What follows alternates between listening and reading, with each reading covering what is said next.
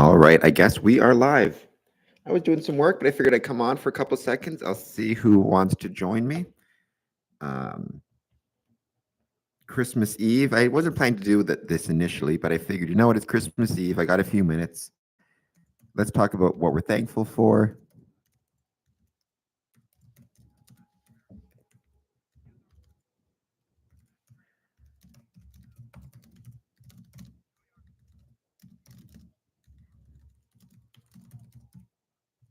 To me, Christmas and Christmas Eve is the best time to talk about what we're thankful for. More so even than Thanksgiving, honestly. I think Christmas is a time for reflection and happiness and all that good stuff, as well as enjoying each other's company and being grateful for what we have and our family and our friends and all that good stuff. Also, I have got a Hallmark Christmas movie idea, which I thought maybe I'd share with that just for a little bit of fun, and maybe we can get some ideas and talk about it, because why not? If you're like me, I'm a big softie. I love Hallmark Christmas movies. I think they're awesome. I just love all those, like Lifetime, Hallmark, whatever it is. So I thought that might be fun as well. I am actually right now watching my favorite, or one of my favorite Christmas movies of all time, Surviving Christmas from 2004, starring Ben Affleck. It's up there on my list of top Christmas movies. My favorite of all time is It's a Wonderful Life, though. I think that's the best one. So I'm just going to give it a few minutes, see if anybody joins us. And then what I will do is share my idea. I wasn't planning to do this initially, but I was busy on the computer. I got kind of bored of typing emails and stuff, although not that it's not a lot of fun, but I want to take a little bit of a break and come on and say hi to my audience. By the way, congratulations to Brother Rodders on Twitter, who is, or Brother Rodders on X. I saw him. He's 15 days from getting his Master Mason degree. So congratulations to him. I'm sure it's going to go very, very well.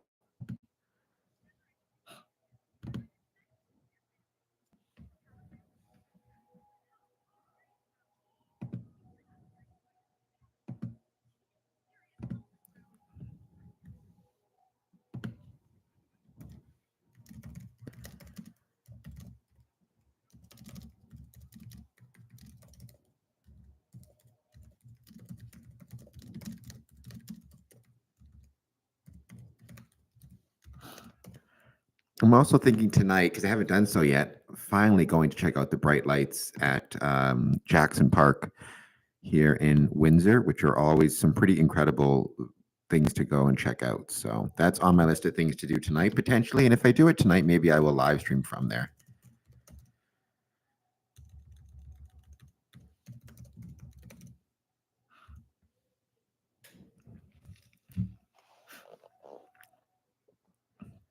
But by all means, let's take a moment and talk about what we are grateful for. It doesn't even have to be Masonic related. Tomorrow, when I do my live stream from my personal account, I'll probably talk about the things that I'm grateful for, both Masonically and otherwise.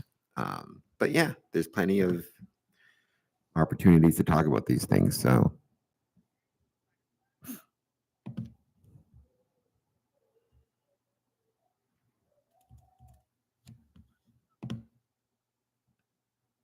hi, I will have to think about my favorite. Hey, Dad, how's it going?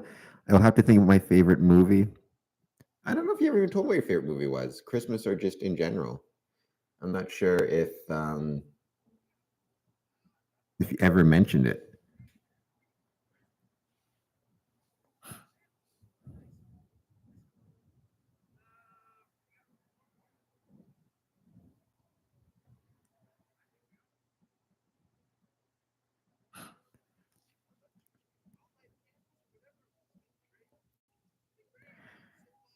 Give it a bit of time, see if anybody joins. And yesterday, it took about an hour for people to start showing up, but then I actually ended up with a really, really good turnout near the end of it. So I was happy with that. By the way, Dad, how did shuffleboard go on Monday? Did you win? Did you have a good turnout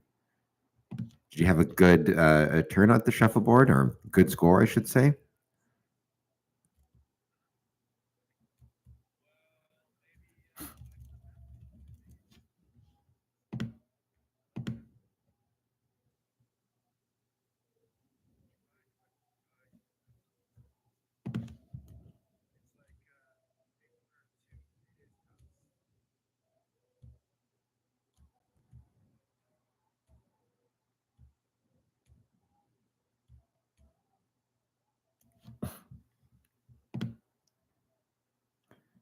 But I'm going to assume that you did well with the Adamson name and that you had a good turnout and you won the excuse me, that you won the shuffleboard in honor of protecting the Adamson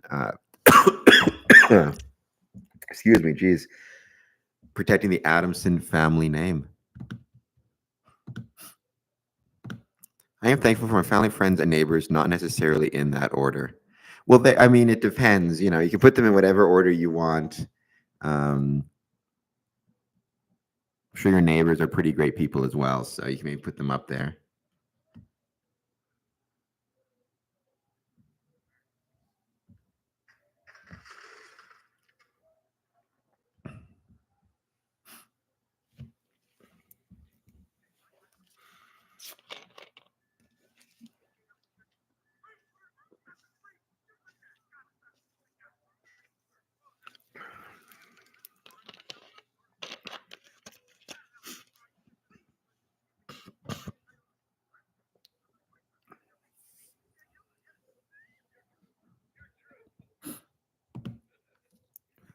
Just giving it a bit of time, see who all shows up. Like I said, yesterday it took a little while for people to start arriving, but then we had a pretty good turnout by the end of it. So sometimes it can take a little while.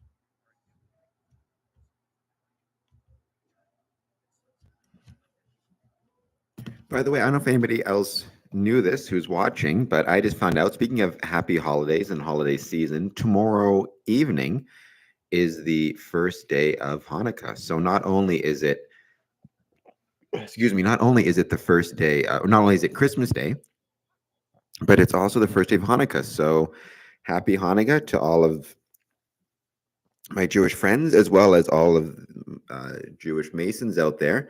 One of my actual goals, hopefully in the coming years, is to visit the Grand Lodge or a Masonic lodge in Israel, um, which I really want to get to. So it's on the list of places I want to visit. In the meantime, welcome. If you're just joining us, hit the like and subscribe button, jump in the chat, say hello.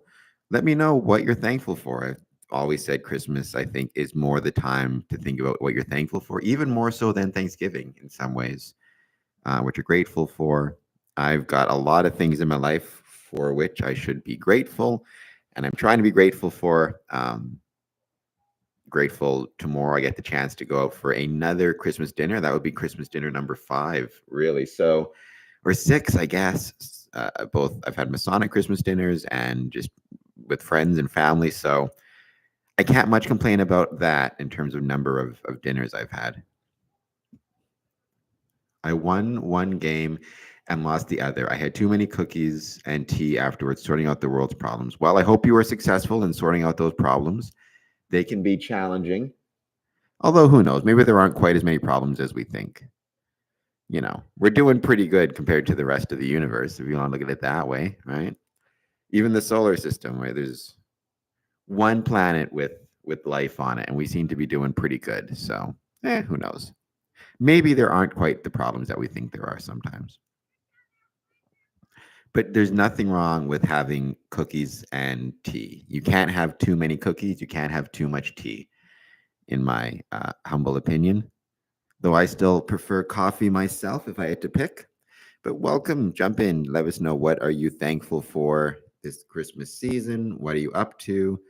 What is happening with you in Freemasonry or anything else? And what are your plans for tomorrow? I'm going with my neighbors tomorrow for Christmas dinner. I may also have Christmas breakfast with them or Christmas brunch.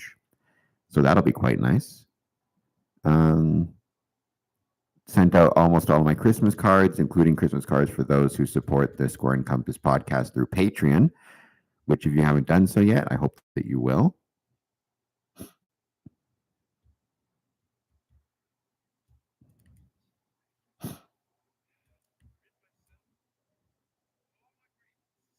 by the way, 2025, there's lots of exciting things happening for wrestling as well, including January 9th. I'll be back in Winnipeg for Wrestling United. So if you get the chance, I hope that you will check us out there.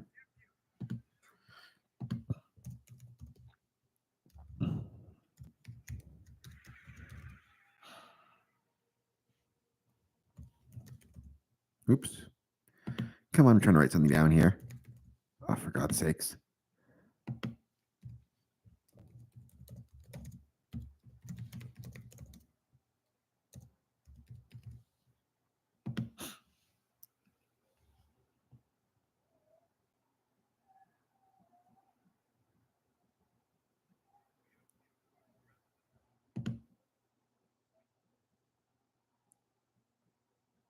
I hope that you had a lot of cookies and they were good.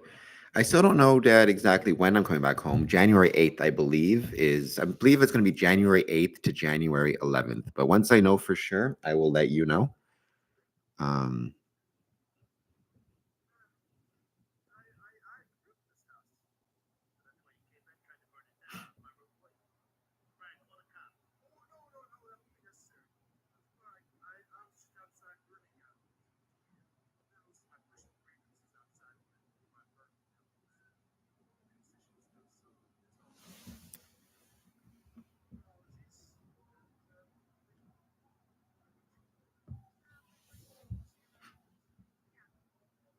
Give it a bit more time, see what jumps in on the chat. If anybody, this was a last minute thing. I didn't plan to do it because it is, after all, Christmas Eve, but I got kind of tired of sending out emails. So I thought maybe I would do this instead for at least a few minutes. While I continue also to send out links and all that good stuff. So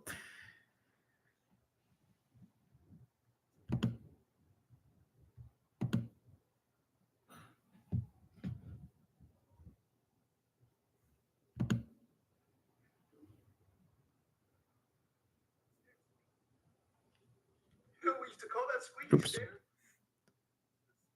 Oh, and thank you, whoever hit the like button. Make sure that you hit the like button, hit the subscribe button, all that good stuff. The more people who do that, the better it is in terms of finding the live stream. Usually it takes around half an hour for people to really start showing up and we can start having some chats. Yesterday it took really about an hour for them to start showing up. I don't know if I'll be here for a full hour. I do have some interviews scheduled next year, including with Brad Phillips from Arkansas. He's a past grandmaster there. And also with John Meeks to talk about Russia and his experience with the Grand Lodge of Russia and the annual communication in Moscow, which Russia is also on the list of places I want to visit. So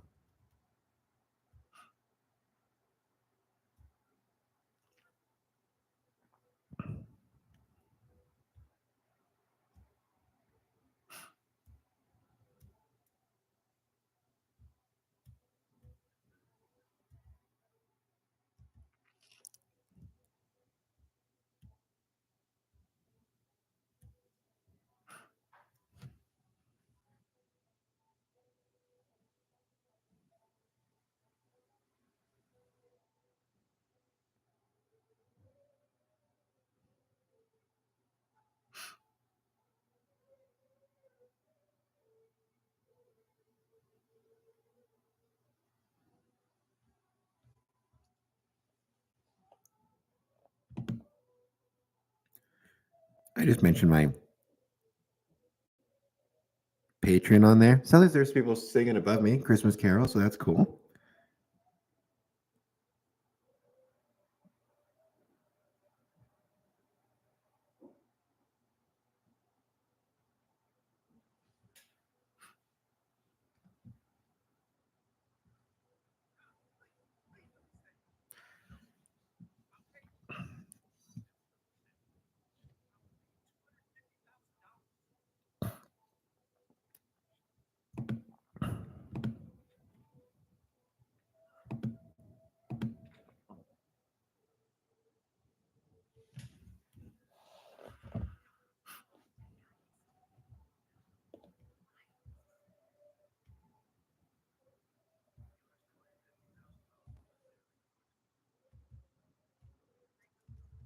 Also, by the way, I've got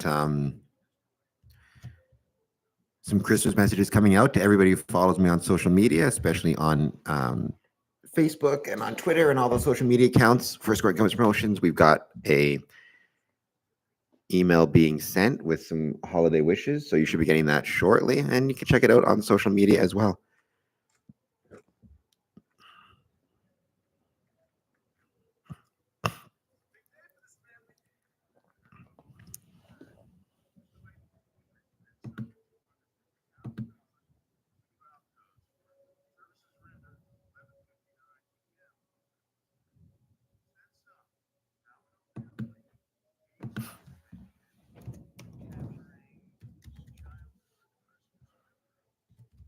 Also, I wonder if you guys have any favorite Christmas scary movies. People don't realize that there's actually a lot of connection between Christmas and horror movies and ghost stories. That famous Turning of the Screw is actually set on Christmas Eve, where they're telling ghost stories around a fireplace.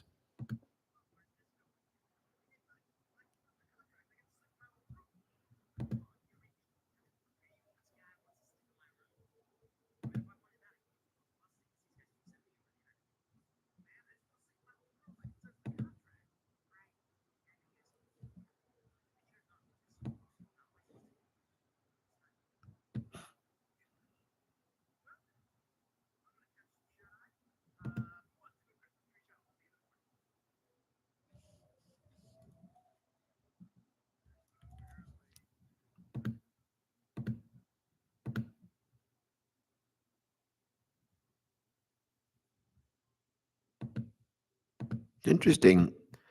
I'm also on. So I mentioned before I got a um, account on both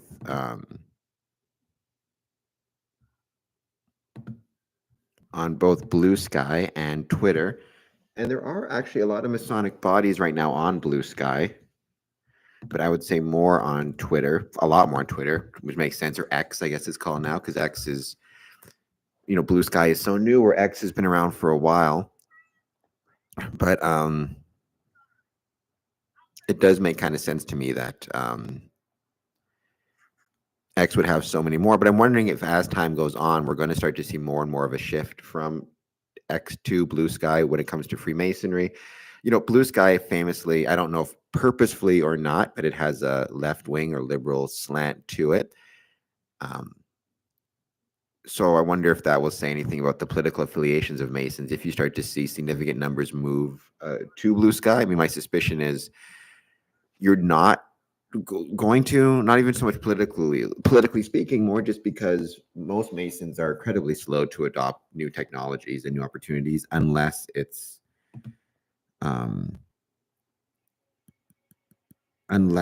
is forced upon them. The pandemic famously kind of forced upon Freemasonry and everybody really the use of things like Zoom and virtual meetings.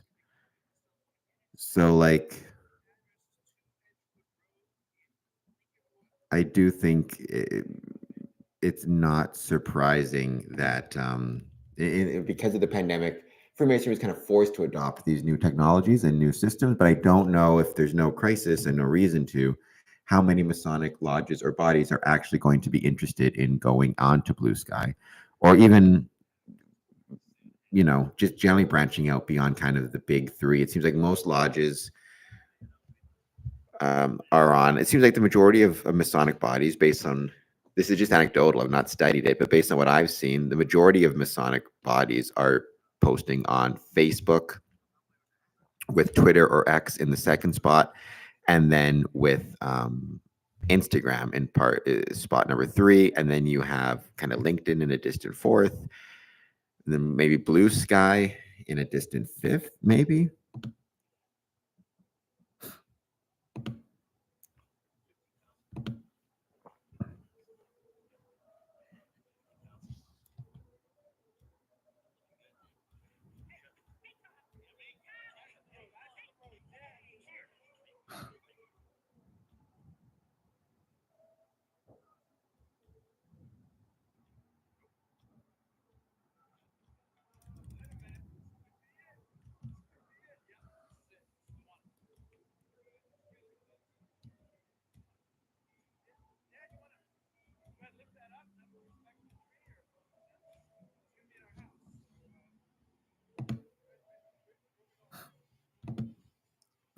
give it a bit more time, see if anyone else shows up. If you are just joining us, hit the like and subscribe button. We're here chatting. I was busy doing emails, and I figured I'd come on live for a few minutes and say hello. And I figured today we could talk, 'cause it's Christmas Eve, maybe chat about what we're thankful for. I've got a lot of things I'm thankful for.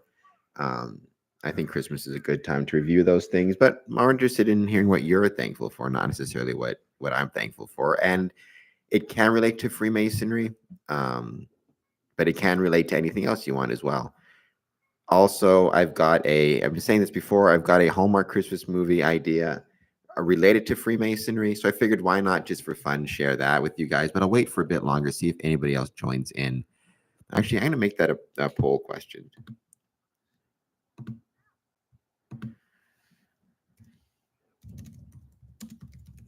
Do you like Hallmark Christmas style movies? Oops, if I could get to the... Let's start the poll there, see what people have to say. And welcome, like I said, just joining us, hit the like and subscribe button. Here to talk about what we are grateful for, and it can be related to Freemasonry. Doesn't have to be. Maybe next week I'm going to do one of these posts, but I'm actually going to switch it up a little bit and talk more about all of my successes or the things I'm most proud of, as well as the things I'm hoping to do in 2024.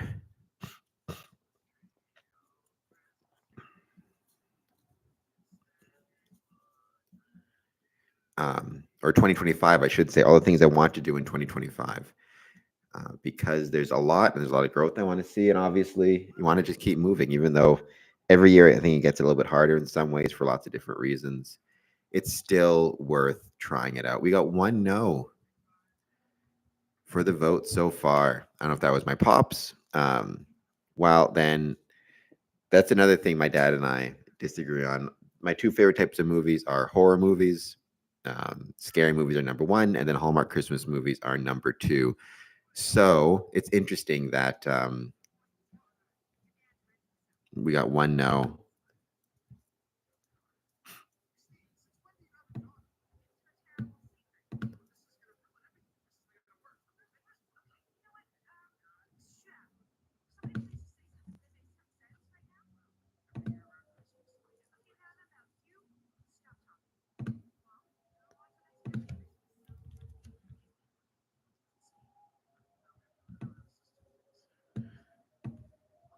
They've actually got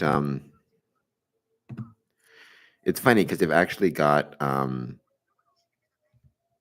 Hallmark Christmas movie bingo, which is always kind of fun to play when you're watching one of these movies where it's like they have a snowball fight. If they have this, if they have that, then you get like an extra point. So that's always kind of fun to play around with as well. My friend Nicholas, who sometimes joins us on these chats, he can't make it because he is with his mom right now. So we're wishing him as well a Merry Christmas. He's done a lot of paranormal investigations at the Masonic Temple, and hopefully he'll do more maybe next year. Who knows? We'll see.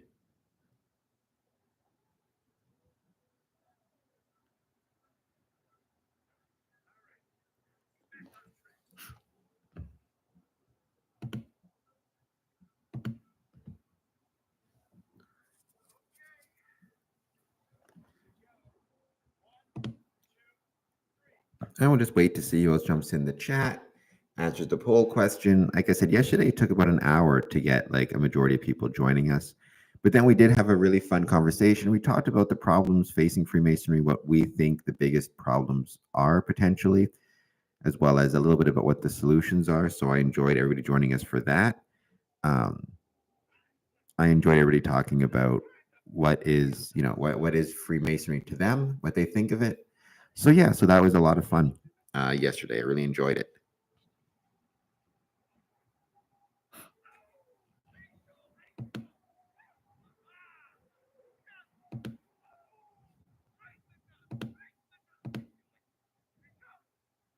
Also, a lot of people have been commenting when I posted online, liking my tattoo a lot. So thank you so much for that.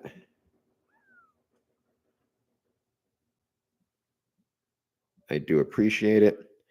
I like it. I got it from Advanced Tattoo. I get it every year from the same spot. So me and my friends, we all go. It's a lot of fun every single year.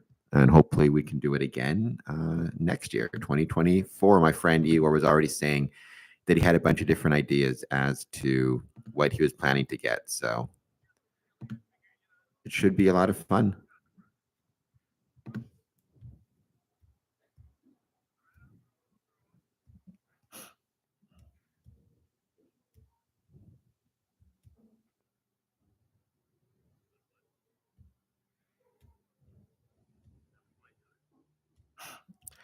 I guess Christopher Nolan is making another film called The Odyssey, which would be based on the Odyssey of Homer. So that's kind of cool because I love Greek literature and Greek myths. It's always been a lot of fun.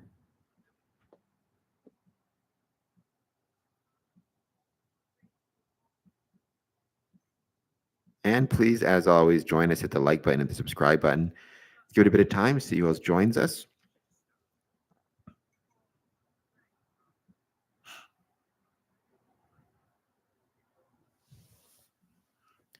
Let me know if you have any ideas for my dad, who said here he's sorting out the world's problems. I was saying, though, I don't know. There might not actually be that many problems in the world. I think the world might be doing better than we give it credit for sometimes.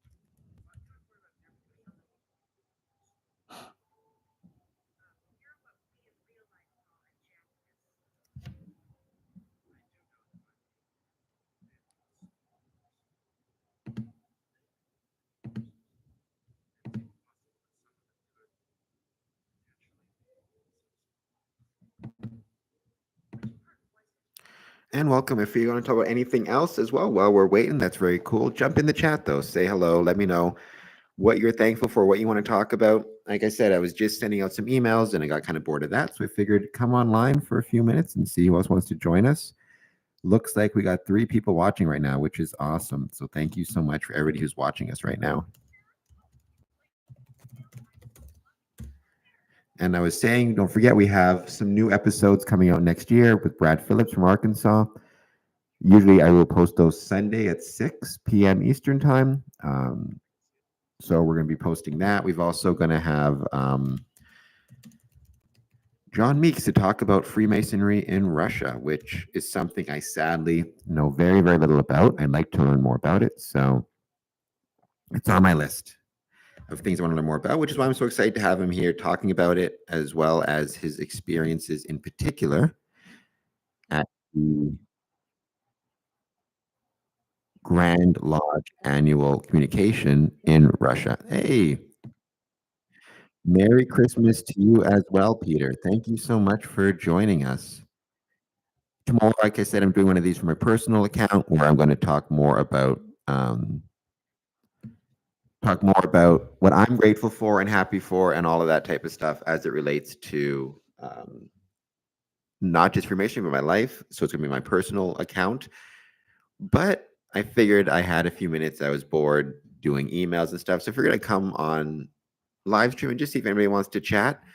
So, Peter, thank you so much for joining us. Much appreciated. Christmas Eve might be a bad time for people to come and chat as they are doing last minute shopping or paying for turkey.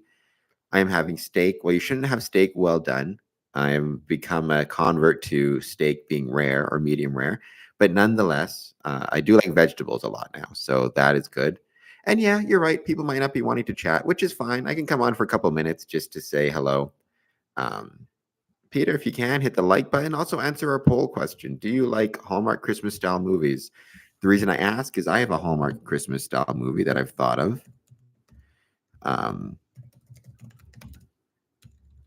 So see if I can find it.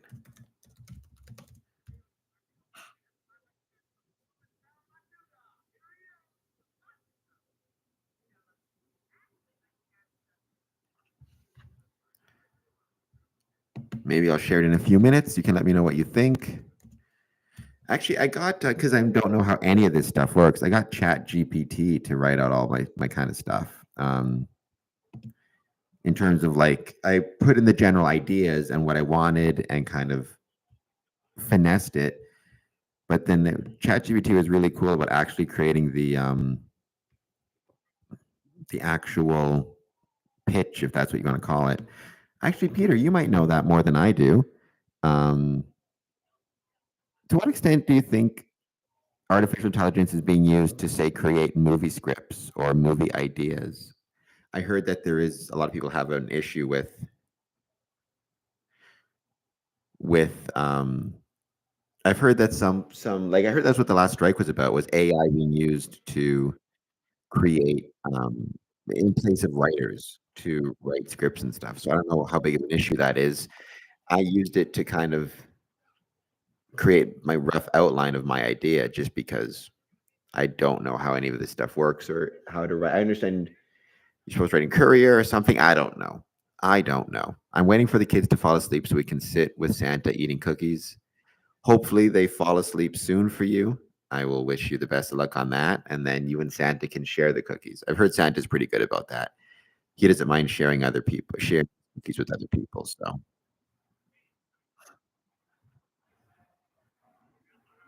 let me know what type of cookies.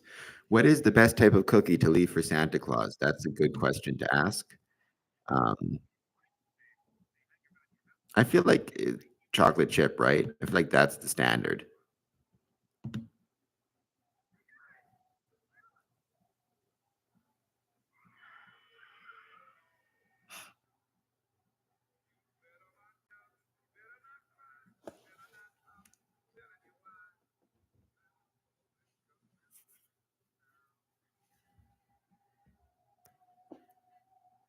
And yeah, Peter, I don't know if you'd heard me talking, but we do have coming up next year some more interviews once again.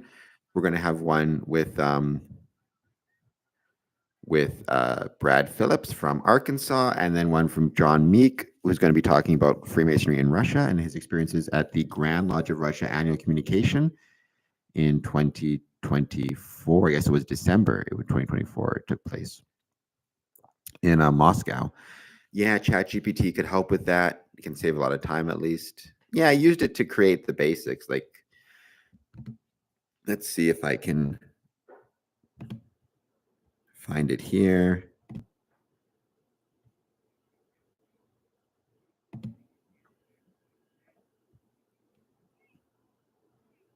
wonder if I can actually, hold on one second, pop this guy out.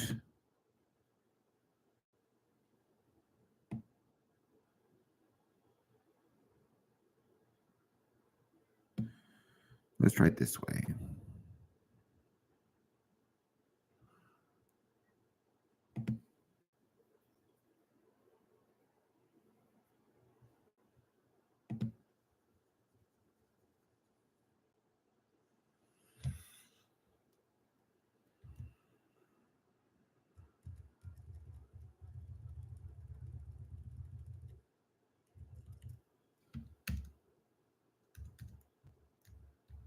And this also brings up the more interesting question, I think, in some ways, which is to what extent do you guys anybody watching this, think about Freemasonry in movies in general? Are you kind of supportive of it? Do you think it's a good idea? Do you think it's not a good idea? I know some people get really concerned about the idea of Freemasonry being portrayed in movies, especially if it can sometimes be in a somewhat negative light, like in the movie From Hell. So I think it all depends. Oh, nice. Meek is a very interesting guy. I like him. Yeah, I like him too. I don't know if I've actually met him in person, but I've had a lot of conversations with him via social media. Um, he actually posted and he wanted to be on the podcast to discuss and talk about his experiences in Russia as a way to like build bridges, which I think is important because Russia is still the Grand Lodge of Russia is still recognized. So yeah.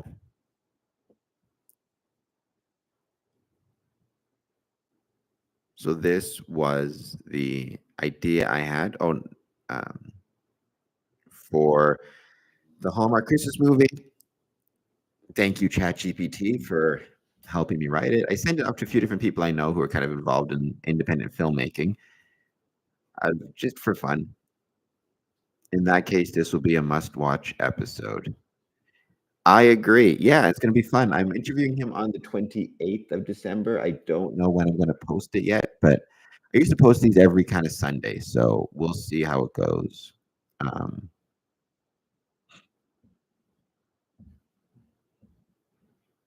I'll let people take a chance to check this out. I had 3 ideas, but 2 of them are Masonic related. This one, The Christmas Lodge, romantic comedy drama set in Christmas, Illinois. I don't actually know if there's a Christmas, Illinois. There are Christmas towns around the world, I know. I don't know if there's one in Illinois. A picturesque Midwestern town steeped in holiday charm with cozy streets, glowing decorations, and a timeless sense of magic. Claire Preston, an ambitious and skeptical reporter in Chicago, discovers a surprising detail about her late grandfather, Henry Preston. After his passing, um, he was a devoted Freemason and a member of the Christmas Masonic Lodge in the small town of Christmas, Illinois. Along with Masonic memorabilia, she inherits an ornate pocket watch inscribed with the lodge's name. Her editor at the Chronicle, a tabloid-style publication, encourages Claire to write an investigative piece playing up conspiracy theories about Freemasonry. Claire, though hesitant about sensationalizing her grandfather's past, sees the opportunity as a career boost and agrees to the assignment.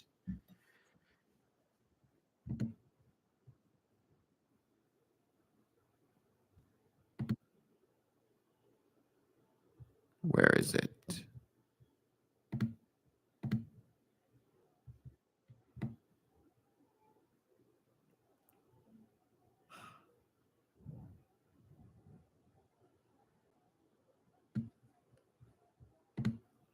All right.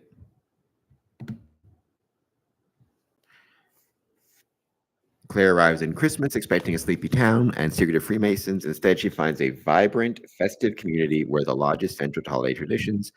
She meets Owen Mercer, the lodge's worshipful master, a charming but reserved man who has dedicated himself to the lodge and the town's well being.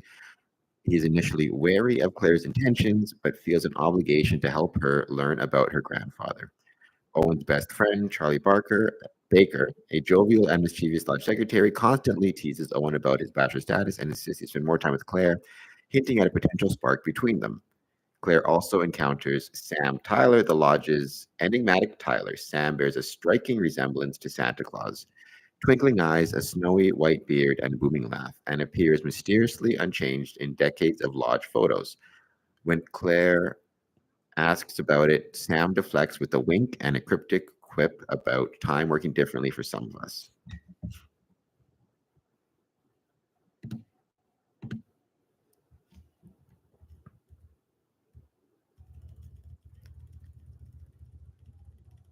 Act 3, A Legacy Uncovered.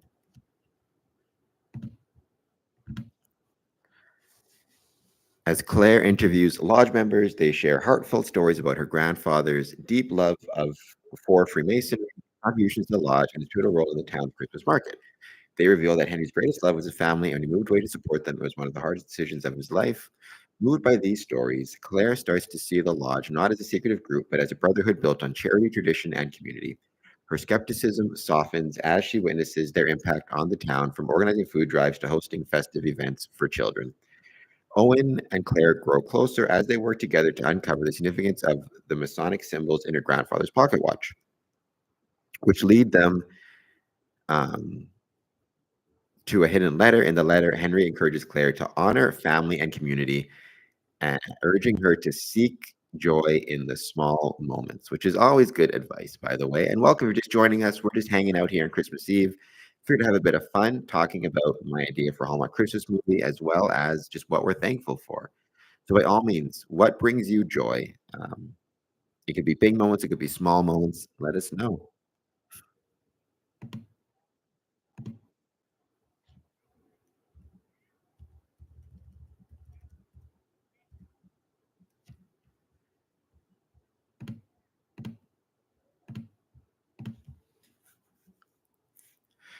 Act 4, Tensions and Revelations. Claire's editor demands a scandalous article, but Claire is torn.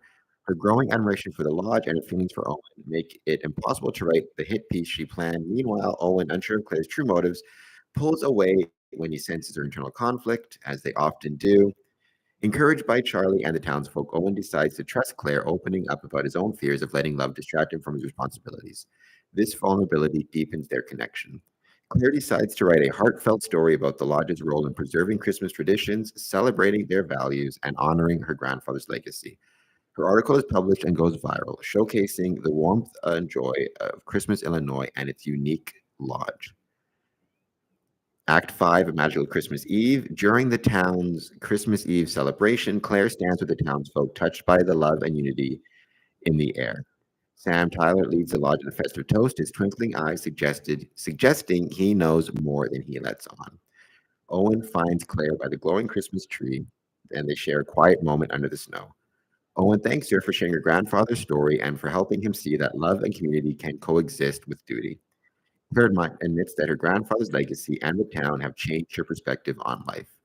As the clock strikes midnight, Owen kisses Claire under the softly falling snow while Sam chuckles knowingly in the background. Final scene.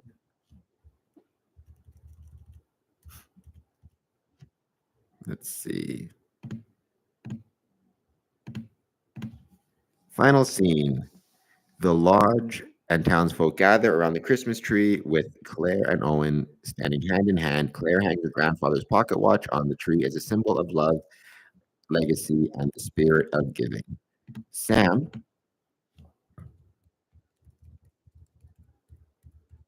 gives one last wink before walking away, humming a familiar holiday tune, leaving the audience to wonder if Christmas Illinois might just have a little magic after all. Tagline: in the heart of Christmas Illinois, love and legacy light the way. So then I actually asked ChatGPT to write some scenes from the movie, um, or from the treatment, I guess, based on what I said, which to give an idea of what I was looking for. So that was kind of cool as well. Let me know what you think of this. If you make a good movie, I think you make a great movie.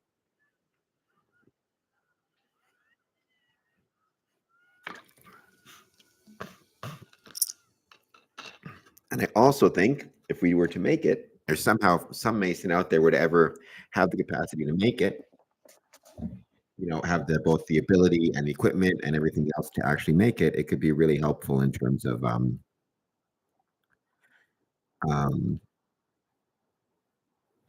promoting the craft in a positive light.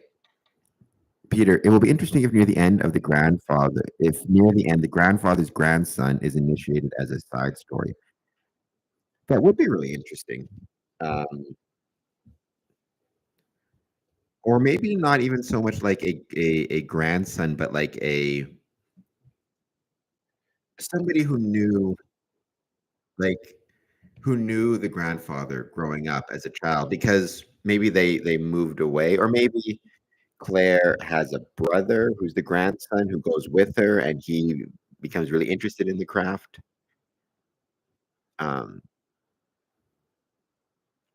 Claire's dad. Well, so the reason why, or maybe Claire's dad. Although the reason I made it the grandfather initially in the idea of the story was it was going to be the father. The father passes away, and Claire finds out that he was a Mason. Um, but then I switched it to grandfather to avoid the whole issue of respecting the chastity of the even though it doesn't really matter, right? This whole thing of like, I figured grandfather, it avoids that whole problem from the third degree, but also maybe it's a situation where maybe the father passed away when she was very young, so she was more raised by her grandfather than her father.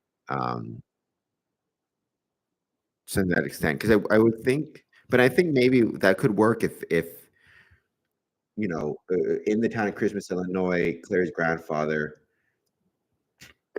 um, was very close to like maybe he had an apprentice or had some type of relationship with a neighbor, or somebody related to Claire somehow, but not a brother or not a grandson, but had some relationship with somebody who's very young, and that person grew up and decided to join and has stories about the grandfather as well outside of the lodge. But that could work. That'd be really interesting to see, I think.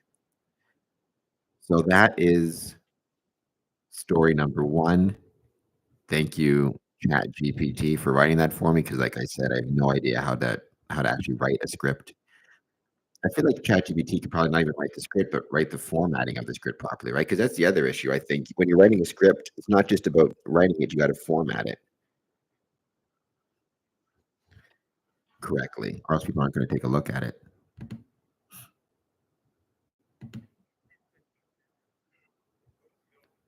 Then I also had. I'm not going to bother reading these scenes.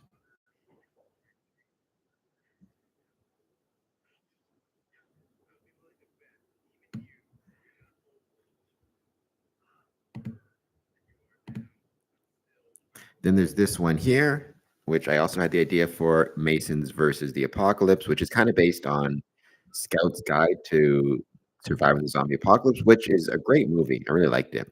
It's action comedy with a lighthearted twist. Brotherly love, the tagline, brotherly love, relief, truth, and zombie butt kicking, which to me, we should just add that into our thing anyways, because I think it sounds so much better.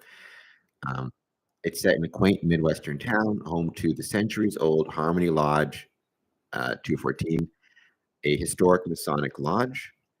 The town is picturesque with charming streets, cozy diners, and a town square dominated by the lodge building. Claire's boss could also be related somehow in knowing the grandfather and Claire. That could be his motive to tell Claire to write the article to help her overcome his father's passing or something. So that's interesting because in the initial thing, the way it's written, but we could change it, right? In the initial kind of script, the tension comes from the boss um, wanting kind of because it's a tabloid, wanting Claire to write like a sensational piece or like a hit piece almost on Freemasons, where it's super negative or kind of plays into conspiracy theories, um, or something to that effect. And the conflict comes from Claire, initially, even though not being a huge fan of it because it's her grandfather's lodge, she doesn't have a big connection to Freemasonry, so she kind of decides she's going to approach it that way to help her career. But then when she goes to the lodge, she visits it, she, falls in love with the worshipful master, et cetera, et cetera, et cetera. When she does all those things, the tension is she still going to write kind of a more negative or sensational piece focusing on conspiracy theories? Or is the focus going to be more on the actual positive things about the lodge? And you have the boss kind of pushing for a um, more negative, sensational story, and her heart pushing for a more positive story. And that's kind of the conflict. And does she choose the career versus kind of the truth of what the lodge is? So the boss is kind of the villain of the piece in the initial draft, but what you're saying, Peter, and it's interesting, Claire's boss could also be related somehow in knowing the grandfather and Claire. So, well, maybe it's almost the situation of the boss, for some reason, has maybe the reason that they go with it isn't so like maybe it's almost the opposite in some ways. Like you could switch it around. So maybe Claire finds out her grandfather was a Mason, and because Claire wants to get promoted and grow in her job and advance in her job, she decides the best way to do that is to write a sensational kind of negative piece about Freemasonry.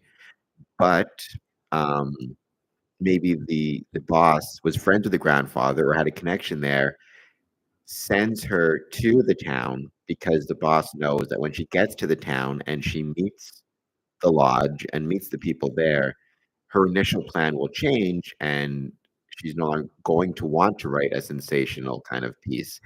And the boss knows the way to do that, the way to get her to see the value of Freemasonry and the value of these guys is actually sending her there.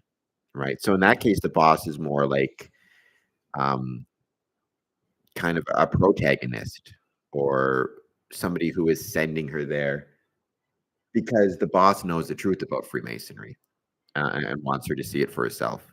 So that's interesting. It kind of depends. Do we want the antagonist to be the boss, kind of demanding a sensational story from her, and telling her that that's the way to advance in her career? Or do we want the antagonist to be Claire herself, who decides to write a sensational story just in order to um, advance in her career? And the boss is kind of a protagonist or kind of the person setting her on the journey. So let me know what you think works better. Either the boss as the antagonist and the main source of conflict, or the boss is a protagonist and kind of supportive, and Claire herself is the main negative source.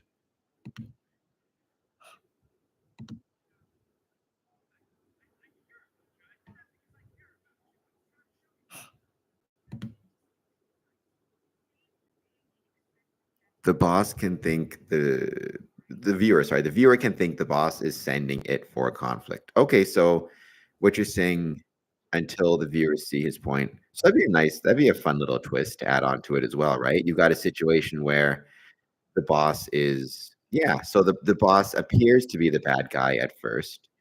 Um, but that's one of those little twists that you see. And because we have the whole thing where the Lodge Tyler is quote unquote Santa Claus, right? Or it heavily implied that the Lodge Tyler is Santa Claus or has magical powers. Maybe the Lodge Santa, um, or the Tyler is connected somehow. Maybe the Tyler was communicating with the boss. Maybe the boss is one of the Santa's elves, something of that effect. But that would be interesting. Maybe at the last scene is as what Claire and the Orchard Master are kissing under the snow. Um, um, you see the Lodge Tyler and the boss meeting up, and kind of you discover it was all part of the plan all along. Could be interesting. So yeah, here's this other one. Other idea I had: Masons versus the Apocalypse. Action comedy with lighthearted twist. So you have a quaint Midwestern town home to centuries-old Harmony Lodge number 214, a historic Masonic lodge. The town is picturesque with charming streets, cozy diners, the town square dominated by the lodge building. So a premise is a top secret military convoy carrying an experimental chemical weapon crashes near Willow Creek. Oops. Let me go back to it.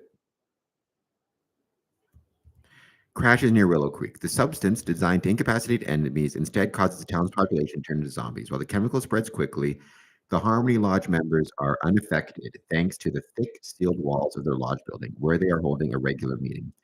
As the chaos unfolds, the Masons, led by reluctant worshipful master James Carter, realize they may be the only ones capable of saving the town. Using their knowledge of the town's layout, Masonic principles, and teamwork, they band together to protect survivors and stop the zombie horde.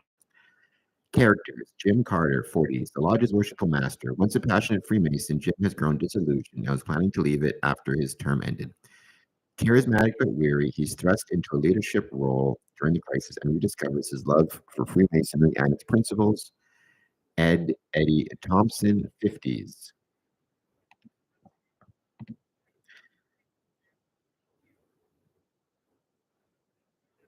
I don't have any comments about this. I will wait until it's releases. Well, I don't think it's going to be released, sadly, but we'll see what we can do. That sounds more expensive to produce. Like this one would be. I don't know. You would need a lot more in terms of how much money it would cost to produce this thing. And I have no idea if people would even be interested in producing it or not. That's not to say it's not kind of fun to talk about, though. Maybe some people see this and get the idea. I think these movies can be helpful for Freemasonry. Um, Marcus Wright, 30s, a newly raised master mason and local gym owner. He has physical powers and is invalid in fighting zombies, though his inexperience with Freemasonry often leads to humorous misunderstandings of the rituals. Claire Bennett, 30s, a sharp, skeptical journalist visiting Willow Creek to write a story about Freemasonry. Initially dismissive of the Masons, Clara joins the group for survival and gradually come to respect their values and camaraderie. Sparks fly between her and Jim. Sam DeWitt, 70s. The Lodge's elderly Tyler. Despite his age, Sam is surprisingly agile and resourceful, wielding his ceremonial sword with impressive skill against the zombies. The zombies, while terrifying the horde, they also lend themselves to slapstick moments like a zombie chasing a runaway gavel or a brainless shamble through the lodge's labyrinthine layout. I can talk. Part one, or plot outline. Act one, the outbreak.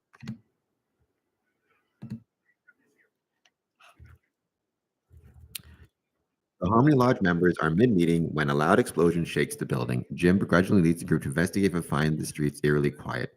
Clara, fleeing the zombies, barges into the lodge, initially suspicious of her intentions. Um, where is it? I just lost my spot there for a second. I'm going to go back a little bit. The Harmony Lodge members are mid-meeting when a loud explosion shakes the building. Jim begrudgingly leads the group to investigate, but finds the streets eerily quiet. Clara, fleeing from the zombies, barges into the lodge. Initially suspicious of her intentions, the Masons realize something is wrong when a bloodied zombie follows her inside. Sam takes it down with his sword. They discover that the town has been overrun by zombies, and the lodge's thick stone walls have kept the chemical out. Which, if it's an old enough Masonic lodge, they do have pretty thick walls. Act 2. Using their shared knowledge and teamwork, the Masons secure the lodge and brainstorm a plan to save the town. The group ventures into the streets, rescuing survivors and gathering supplies. Claire documents their heroics, adding a comedic outsider perspective on Masonic rituals, like Jim's serious use of the plum to calculate an escape route.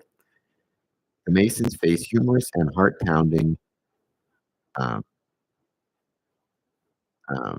encounters, like using massive lodge gavel as a makeshift weapon or barricading a zombie-filled town hall with Masonic aprons tied together as a rope. Hey, everything interesting starts with, "I have no idea how we're gonna do that," but anyway, just hear it. So who knows? They could be realized earlier than you imagine. Well, let's hope so. If anybody watching this knows how to make movies, for God's sakes, get in touch with me. Um, because I think this could be a fun one. Act 3, finding the source. They discover that the chemical source is leaking military canister into town square. Eddie recalls an old underground passage beneath the square that the Masons had refurbished years ago as a community service project.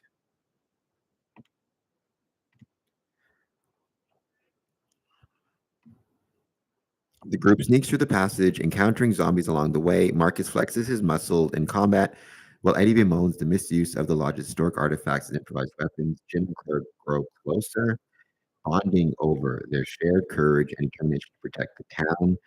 The group reaches the canister, but is swarmed by zombies. Using Masonic teamwork, they distract the horde long enough for Claire and Marcus to seal the canister, halting the chemical spread. In a heartwarming final moment, the Masons recite the Masonic obligation aloud, inspiring each other to push through the final wave of zombies and save the remaining survivors. The military arrives to clean up the mess, taking credit for stopping the outbreak. Claire, however, writes a glowing story about the bravery and selflessness of the Harmony Lodge members, highlighting their role in saving the town. Jim, reinvigorated by the experience, decides to remain in Freemasonry, fully embracing its values once more.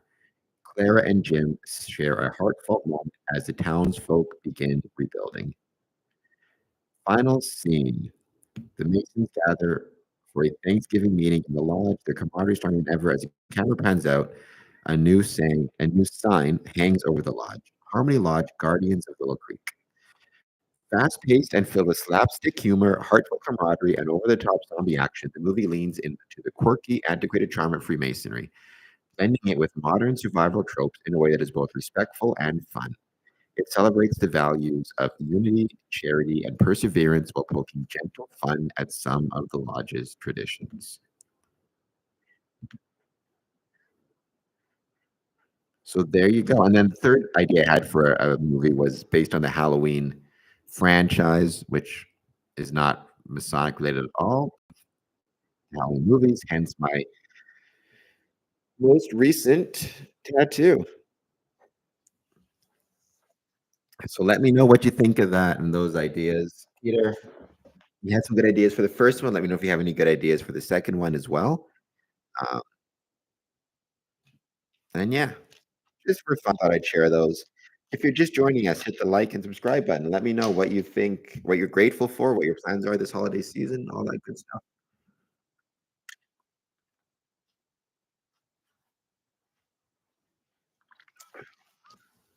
I got kind of tired of doing some emails and stuff, so I figured I'd take a few minutes to jump on and just chat. Dennis, hey buddy, it's been a while. Hope all is well. Yeah, all is well. Hope all is well with you also. Thank you so much for joining us. I was just saying, next year planning on some more podcast episodes. Finally, I'm going to have an episode with about the Grand Lodge of Russia with John Meeks. Going to have an episode about the Grand Lodge of Arkansas and its upcoming communication. So thank you so much for joining us, though. I don't know how much you've been seeing. I was talking about my ideas for some Masonic related Christmas movies. It will have a limited viewership. Well, I mean, maybe. Like, here's the thing. I think if it's done right, like, let me check. I think if it's done right, then it won't just appeal to Freemasons. It'll appeal to everybody. So, like, there was in 2015, the movie Scout's Guide to the Zombie Apocalypse, and that was all about Boy Scouts, which I don't know how many Boy Scouts there are, but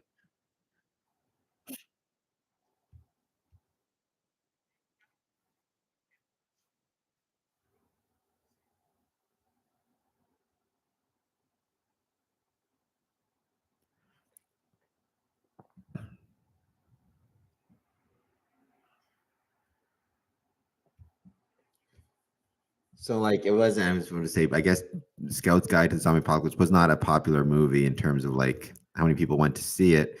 I liked it a lot, though, and I think that there's I think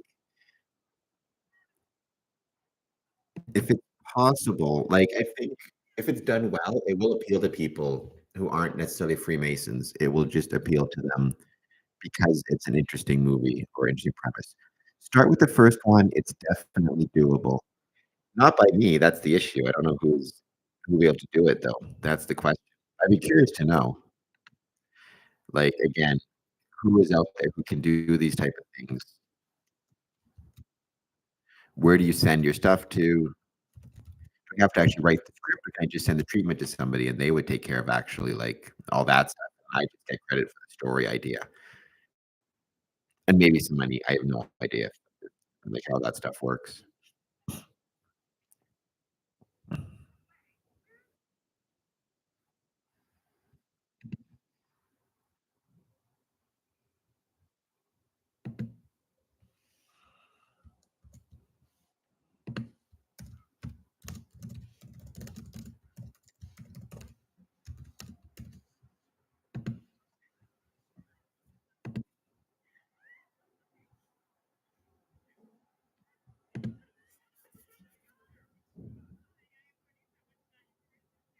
We had, Dennis, I don't know if you've answered the poll question we asking here.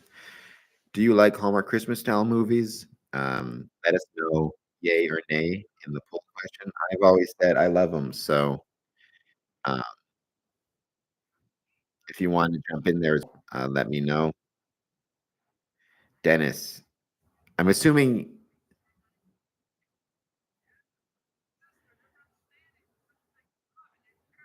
I'm assuming, NA means nah, or not as opposed to not applicable. Well, so far you're not you're in good company because the other 2 votes we got both were saying no as well. I'm the one yes, I think, so far in this thing, like, so but I don't know if you saw my idea for a Hallmark Christmas movie based on Freemasonry and what you would have thought of it. But yeah, I I love those movies. I'm a big nerd at heart, so what can I say?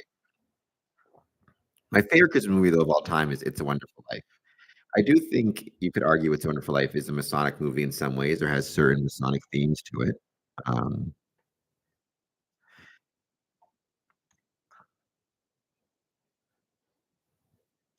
the second one is good too, but for it to be done good, that would be it would be very expensive. That's the issue, right? like, the amount of money it would be. Um, Not that it wouldn't be fun, though, and again, it's one of those things where you like, can you get somebody interested in making it? I certainly wouldn't have the capacity to make it. Interesting, so Scout's Guide to Zombie Apocalypse, let me just share it here for 1 second. So, kinda this is what the second one is based on, it's the same kind of basic idea. It cost let's see,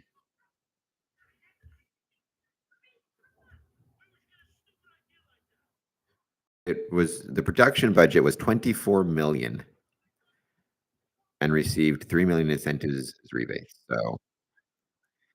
yeah, so obviously, I don't think that we'd be able to get a movie, a budget of 24,000,000 for a movie based on Freemasonry, but maybe. A lot of movies are made for cheap, right? The View Askewniverse, what's his name? Oh my god, I can't think of his name now. Jay and Silent Bob. Um, Kevin Smith, they made, like, Clerks and stuff for, I think, like, $12,000 or whatever it was, and one of the one of my favorite movies of all time, Primer, that was made for super cheap, and that was actually really, really done really, really well in terms of its story. You've never seen Primer? I would strongly recommend everybody check it out. The 2004 American science fiction film.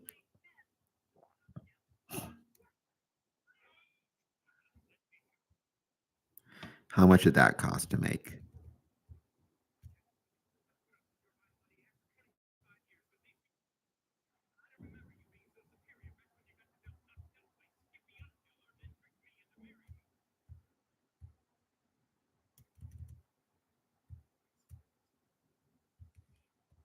Trying to see if I can find the budget of how much Primer made, 'cause it's one of my favorite movies, and it was made super cheap.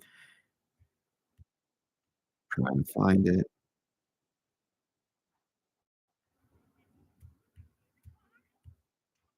The film was produced on a budget of only I hate that word only. The film was produced on a budget of 7,000 US. So that would be like 9,000 Canadian nowadays, something like that. Um,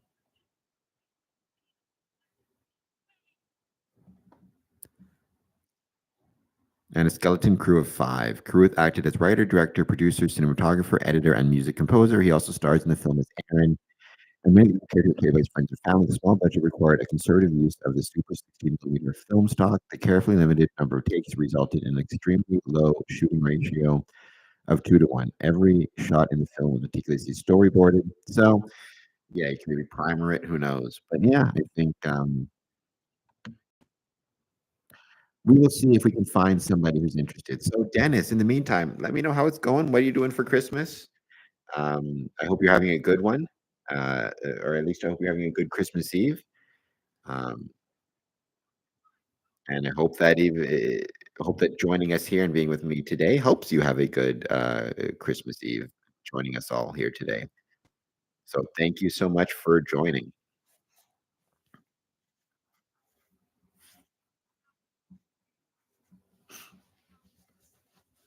It's funny that I feel like, I wonder how many Masonic filmmakers there even are out there right now. Johnny Royal, I think is if I recall correctly, is one of them. If I'm getting that name right. Masonic filmmakers.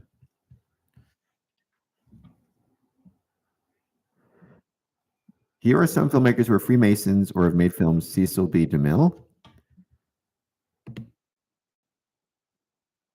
Christopher L. Hodat,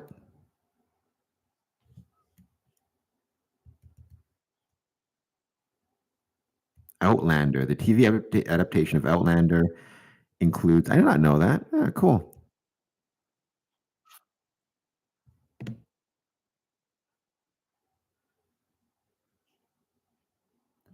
Welcome, by the way. If you're just joining us, please hit the like button, hit the subscribe button. Let me know how you're doing. We are here chatting about anything we want. It's Christmas Eve, so I thought it might be fun to take a moment to chat about the things we're thankful for. I think Christmas is a good time to do that. I've got a lot to be thankful for myself personally, and it's a good thing to be reminded of that. Also, though, I want to take a moment to talk about some ideas for a Hallmark-style Christmas movie based on Freemasonry, just for fun, and my other Hallmark, my other Masonic movie ideas, and also just to say hello to my audience, and hope that everybody is doing very well.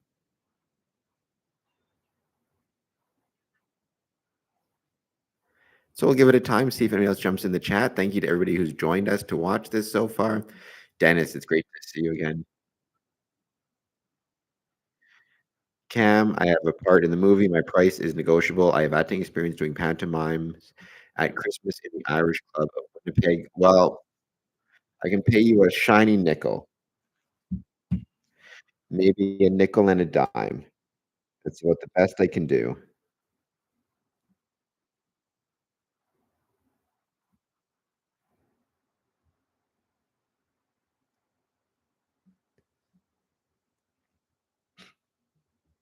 Or a nickel and two dimes, but that's the best I can offer.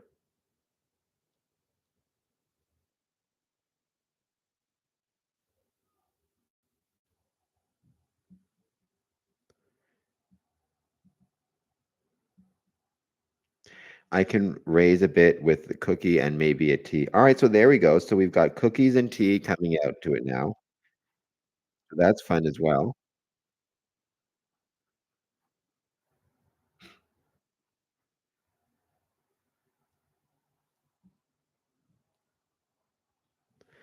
I'm sure that the cookie I mean, it depends what type of cookies. That's the key, though. Would they be good? That's a fun question to ask. Just for fun, I'll ask that and end this poll.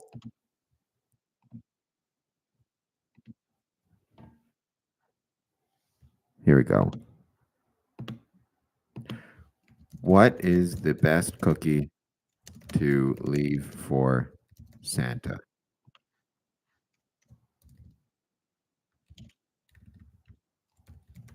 What? There's chocolate chip, peanut butter, sugar cookie,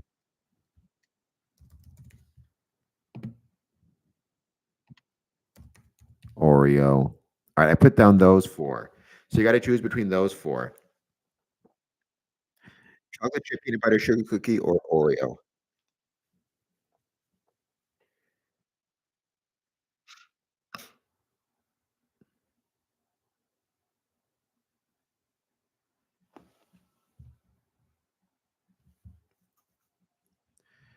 Well, I mean, doesn't every house have its own best cookie recipe? Yeah, I mean, I think that's true, but I think in a lot of cases, right, I feel like when it comes to Santa Claus, the question changes then, right? Because then what is the best for Santa? I feel like for me personally, Santa would go with, chocolate chip, in my also humble opinion. Oh, we got 2 votes, 1 for chocolate chip, 1 for peanut butter, so 50-50. 50-50 split at the moment.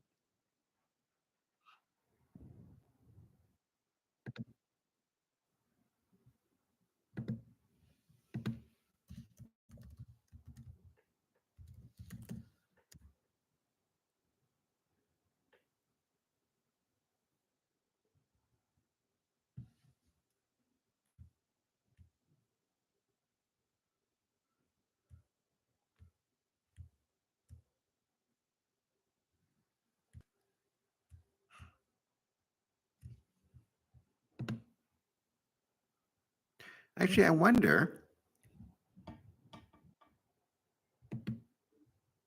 do you think that those would make good plays? Like, especially the second one, because I was once in a zombie play. Um,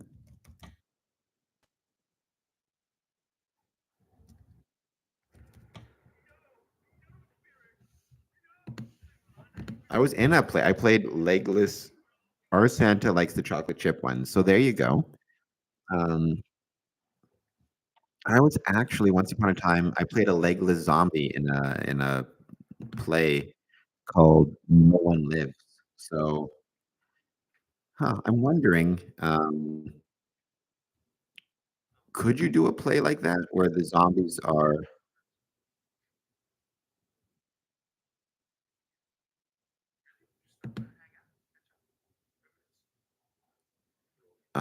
where the zombies are, like, attacking this house? It's, like, on a bank holiday set in England or whatever it was.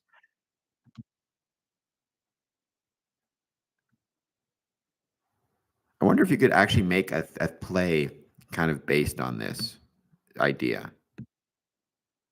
Be kinda cool to see, because then it's all one set, right? It's just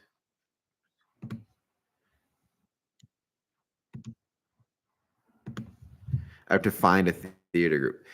Peter, mine is not a cookie, but apple and cheese scones. You can't leave apple and cheese scones for Santa. For Santa Claus, you gotta leave cookies. I think that's just a rule. Sorry, not that I don't love your cheese and apple scones, Dad, I'm a big fan of them, but I think when it comes to Santa Claus, you kinda gotta leave cookies to rule. That's why you always get a lump of coal in your stocking every year, for the record.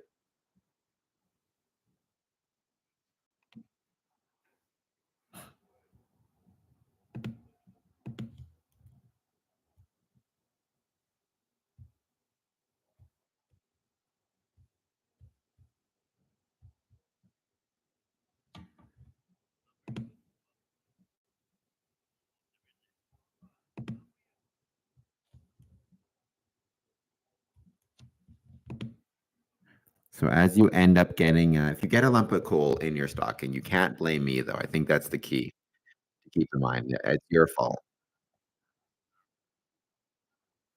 Don't forget tomorrow I have my personal YouTube channel. I'm gonna come on for a few minutes at around 12. What time did I say again? At some point or another, I'm gonna come on to just wish everybody a Merry Christmas, say hello, talk about maybe a couple minutes about the things I'm thankful for, all the great things that have happened to me this year and the fun I've had, and hopefully the things I'll be able to do next year as well, the things I'm looking forward to there as well. So it's gonna be a great time, and if you can join me for a couple minutes to say hello, I'd very much appreciate it. You can I wish you a happy birthday. I wish you a Merry Christmas.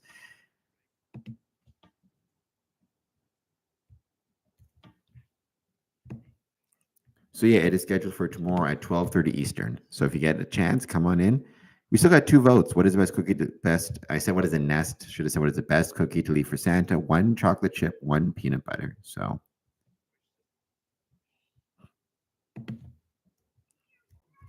for the record, I'm gonna vote for chocolate chip also.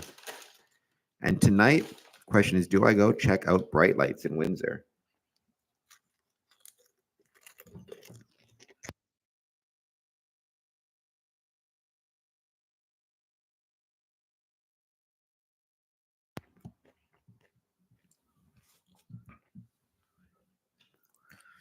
I'm also going to post some stuff on my social media channels, all that good jazz. Wishing everybody happy holidays and Merry Christmas.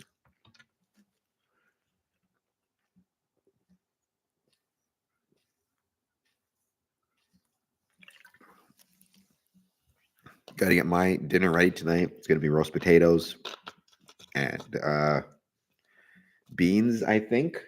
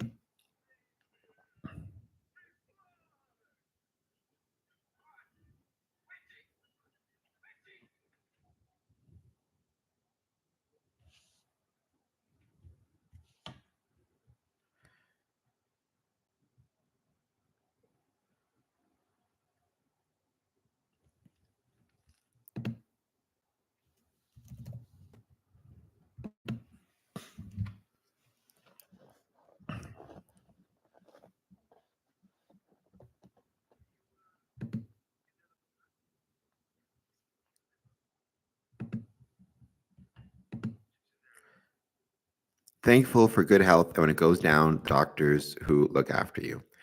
Yes. Well, also, we should probably mention when we're talking about that, also a big thank you to all the doctors and nurses and police officers and fire and etc. All the people who are stuck working on Christmas Day.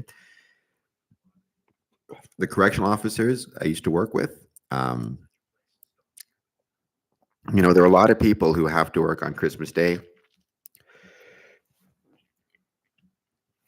who don't get to see their families, who may be traveling on Christmas Day, so have to be away from home, away from their kids, away from everything else that comes with it. So, want to wish them all a Merry Christmas and say thank you to all of them. And we are thankful for everything they do all year round, but especially and including on Christmas Day and New Year's Day and all the holidays that we get to enjoy with their families and that they do not.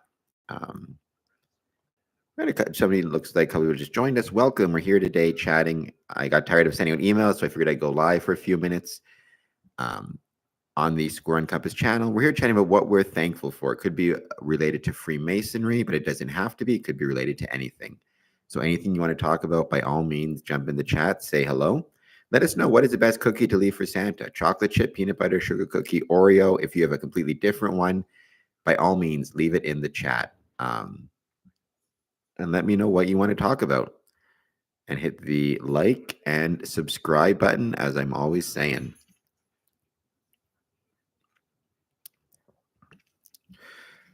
And next year, I've been saying we have a couple of interviews already lined up. We have one with Brad Phillips. We have one with John Meeks to talk about Grand Lodge in Arkansas and the Grand Lodge in Russia. So those are both going to be two special episodes. And I look forward to them. I'm going to do more writing. I have done a lot of writing on Medium, and I've been really happy with it.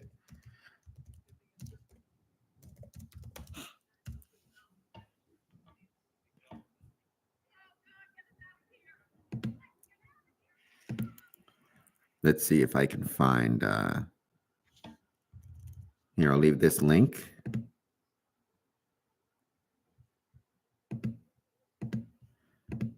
I'm going to leave this link here. This is the most recent thing I wrote on Medium, so you can check that out. It's a very quick, short thing I wrote, but I liked it, and I think hopefully it will help people, help Masons especially, think about not just looking at problems in need of solutions, but also potentially looking at solutions we've already got that are in need of modification.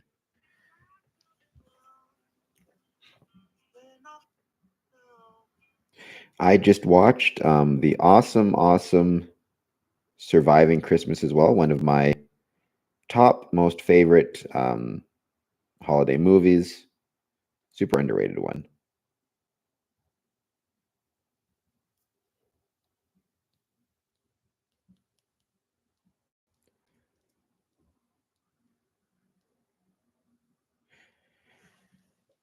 Give it a bit more time, see if anybody else joins us before I go and start making my...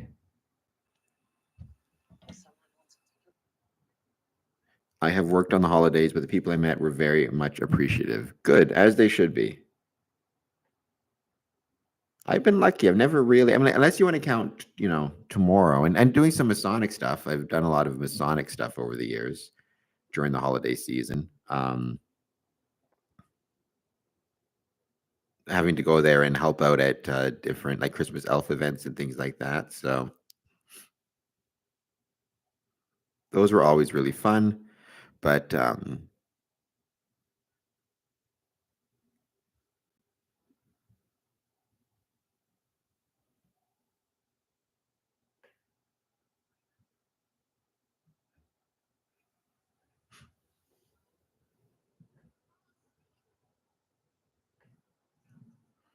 where the Masonic Lodge hosted some different holiday events over the years. So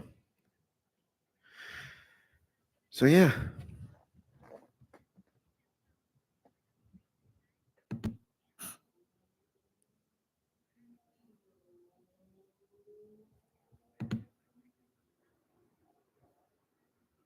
I will leave, let's see if I can find, I will leave this link here one more time for tomorrow at 12:30. I think I'll only be on for half an hour at the most. I may actually, if I do go to check out Bright Lights of Windsor, I may go and post something tonight um, live from there, just so everybody can see the absolutely beautiful bright lights in Windsor. They're gorgeous. More people should check them out.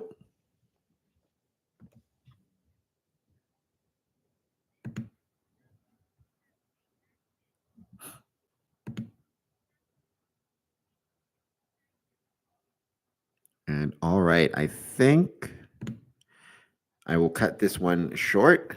But thank you guys so much for joining me. Now I'm going to go back to my other work. Well, first I'm going to make some dinner, then go back to the other work, get ready for my interviews on Boxing Day and all of that good stuff. All right, I will talk to you later. Thank you guys so much for joining. And if I don't see you guys tomorrow, Merry Christmas and all of that good stuff. I hope you have a great one with your friends and your family.